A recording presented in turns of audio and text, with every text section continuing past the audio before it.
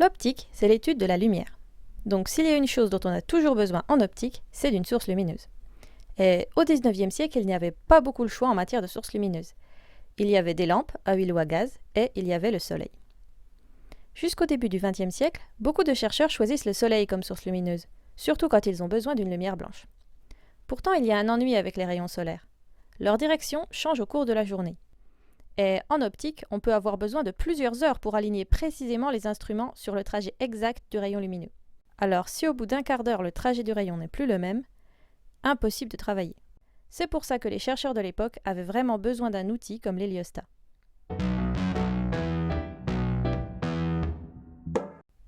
L'héliostat, c'est simplement un miroir qui tourne. Mais il est conçu pour compenser les mouvements apparents du Soleil grâce à un mécanisme d'horlogerie. On peut régler la date, l'heure et la latitude pour qu'il suive exactement la rotation de la Terre à l'endroit où on l'utilise. L'héliostat a été inventé au XVIIIe siècle, mais ce modèle-ci, c'est un héliostat de Silbermann et il a été fabriqué dans les années 1880. Il a servi pour la recherche au laboratoire de physique générale de Besançon. C'est peut-être celui-là qu'a utilisé Jules Chaudier pour son étude de 1909 sur les propriétés électro-optiques des liqueurs mixtes. Il y explique son choix de source lumineuse. Pour observer avec netteté les apparences du phénomène, il était nécessaire d'employer une source de lumière très intense. J'ai utilisé généralement les rayons solaires. Aujourd'hui, les chercheurs qui ont besoin d'une source de lumière très intense n'utilisent plus le soleil. Ils se servent plutôt d'une lumière artificielle et le plus souvent d'un laser. On a demandé à Maxime Jacot, chercheur à FemtoST, de nous expliquer pourquoi.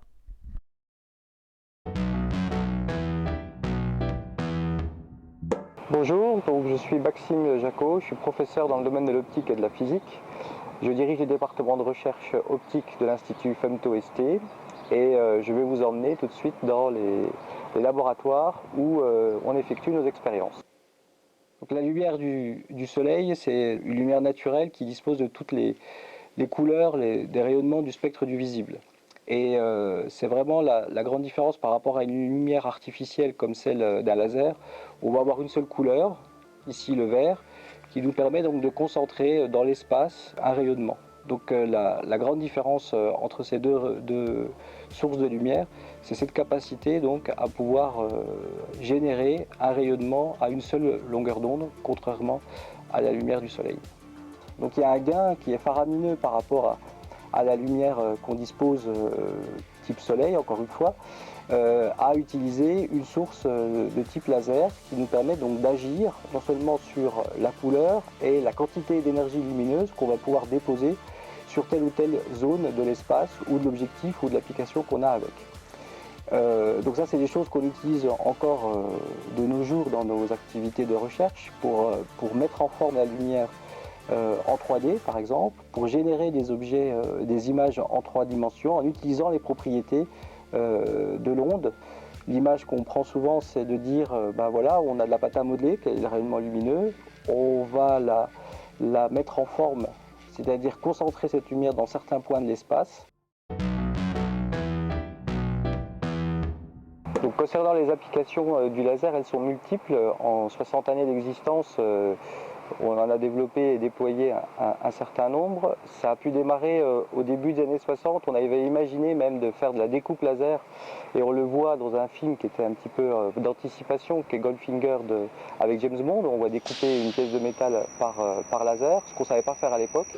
Mais depuis, on sait le faire. Les autres applications du laser, elles concernent par exemple le domaine biomédical pour la chirurgie laser, par laser, qui permet donc notamment de faire des corrections au niveau de l'œil avec une très grande précision.